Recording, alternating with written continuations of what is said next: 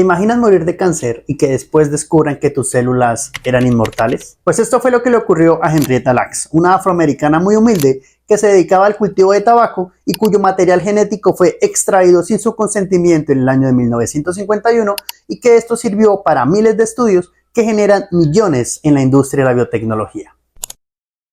El 1 de febrero de 1951, Henrietta Lacks va al hospital con un dolor abdominal muy fuerte y los médicos en primera instancia asumen que es algo menstrual. Sin embargo, cuando la analizaron, se llevaron una gran sorpresa, ya que lo que tenía era cáncer en la cervix. El médico que la examinó reportó que era un tumor bastante particular, ya que era de color púrpura y sangraba muy fácilmente al ser tocado. El cáncer fue tratado con braquiterapia, que era el principal método de la época. Sin embargo, más tarde murió debido a una insuficiencia renal. Como parte del protocolo de esa época, el hospital estaba recolectando muestras de cáncer de cervix y sin ninguna autorización, ya que no existía alguna regulación al respecto, se tomó esta muestra y fue enviada al laboratorio del Dr. George Gray, un médico que estaba obsesionado con el cáncer, ya que trató durante más de 30 años de cultivar células, tomaba tejidos cancerosos y los mezclaba con sangre de corazón de gallina para ver si estas células podían mantenerse vivas y reproducirse a sí mismo. Sin embargo, siempre se morían. Por otro lado, el cuerpo de Henrietta Lacks fue enterrado cerca de su casa en una tumba sin nombre. Su familia nunca se enteró de esto. George Gray se dio cuenta que las células de Henrietta eran bastante especiales, ya que se pudo dar cuenta que las células cancerosas que estaban en el tejido de Henrietta, a diferencia de las células que ya había estudiado antes, estas no se morían. Era lo que siempre había estado buscando, tanto así que las nombró como células ELA, que eran las iniciales del nombre de la fallecida.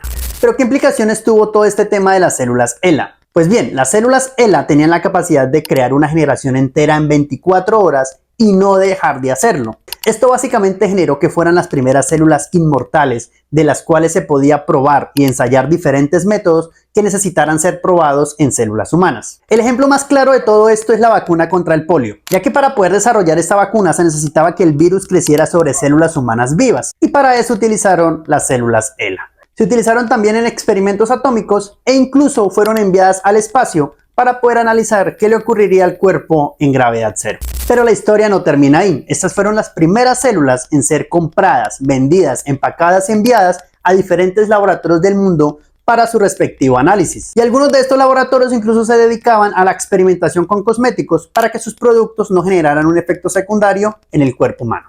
No fue sino hasta el año 1973 cuando la familia de Henrietta Lacks se dio cuenta que las células aún seguían vivas y contrataron a un abogado para poder saber si tenían derecho a recibir dinero por parte de todos estos laboratorios que habían experimentado con esas células. Y desde entonces han empezado una batalla legal que ha tenido victorias y derrotas, y en el año de 2021 la Organización Mundial de la Salud celebró una ceremonia para conmemorar todos los avances científicos que se habían podido llevar a cabo gracias a estas células ELA. Y eso es todo en este capítulo de Café y Ciencia.